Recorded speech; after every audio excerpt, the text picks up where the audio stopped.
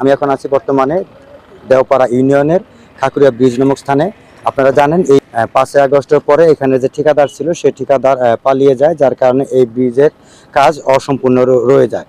দুর্ভোগ পোহাতে হয় এলাকাবাসীকে। বর্তমানে যে উপজেলা নির্বাহী অফিসার রয়েছে তার তত্ত্বাবধানে ব্রিজের কাজটি আবার পুনরায় শুরু হওয়াতে কিন্তু এলাকাবাসীর মনে ব্যাপক আনন্দ লক্ষ্য করা গেছে। কারণ কিছুদিন আগেও আমরা দেখেছি এই ব্রিজের কাজটি পুনরায় শুরু করানোর জন্য 40টি গ্রামের মানুষ এখানে মানববন্ধন করেছিল। কারণ এই ব্রিজটি যে স্থানটা দক্ষিণ পাশটা সাইড হয়েছে কালিয়াতি থানার দিকে চলে গেছে, আর উত্তর পাশটা রয়েছে ঘাটাইল থানার দিকে। অর্থাৎ 2 থানার মানুষ এই ব্রিজের উপর দিয়ে কিন্তু নিয়মিত যাতায়াত করে। আপনারা কিন্তু লক্ষ্য করতে পারতেছেন যে এই সময়টাও কিন্তু অনেক মানুষ এই ব্রিজের উপর দিয়ে যাতায়াত করতেছে।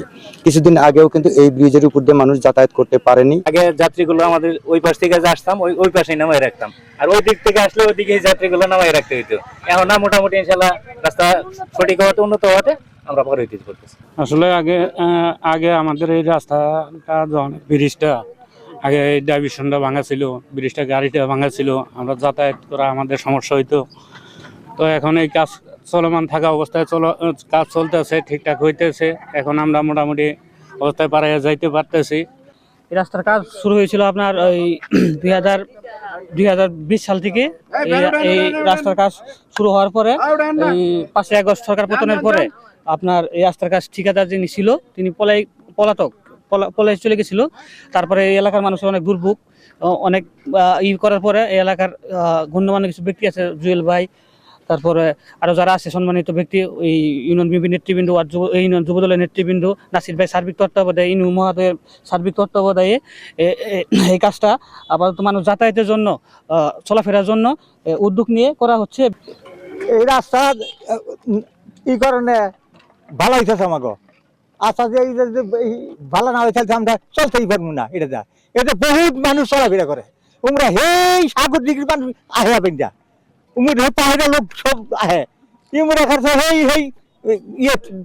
থেকে মানুষ চলাফেরা করে এই রাস্তা দিয়া। এই রাস্তা দিয়ে আমাকে যদি ভালো না হয় তাহলে আমাকে আমরা চলতেই পারি না। এটা আমাকে খুব বিপদ আছে।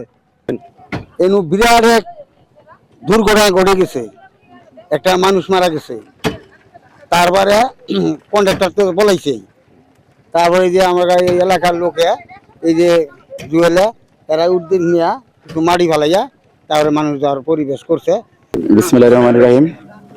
আমরা এখন আছি ভোগান্তির যে অপর নাম খাকুরিয়া ব্রিজ, যে ব্রিজ নিয়ে আমাদের এলাকার মানুষের গত 4.5 বছরের যে কষ্ট, যে ভোগান্তি, সেটার অবসান আমরা করতে পারি না, কিন্তু চেষ্টা করছি বারবার।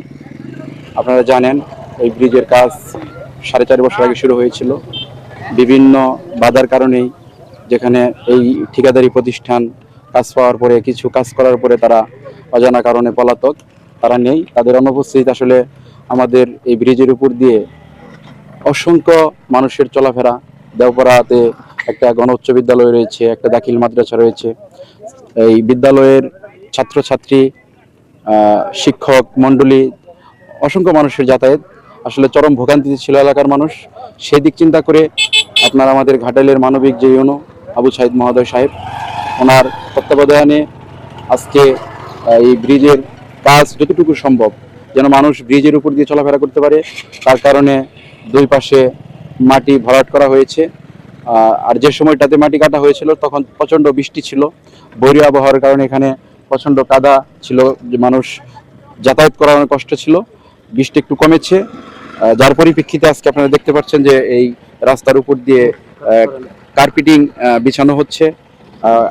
আল্লাহর রহমতে আগামীকালকে এটা রোলার দিয়ে একদম পিষে দেওয়া হবে, যেন মানুষ আপাতত যেন মানুষ স্বাভাবিকভাবে ব্রিজের উপর দিয়ে চলাফেরা করতে পারে।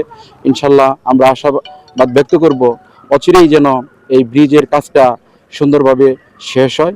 আর পরিশেষে আমি অশেষ ধন্যবাদ জানাচ্ছি আমাদের ঘাটাইলের মাটি মানুষের প্রিয় নেতা ওবায়দুল হক নাসির ভাইকে, যিনি এই ব্রিজ নিয়ে অক্লান্ত পরিশ্রম করেছেন, বিভিন্ন জায়গায় কথা বলেছেন, যার ফলশ্রুতিতে আসলে আমরা এই যে কাজটুকু হয়েছে এই কাজটুকু আমরা করতে পেরেছি। ধন্যবাদ আপনাকে।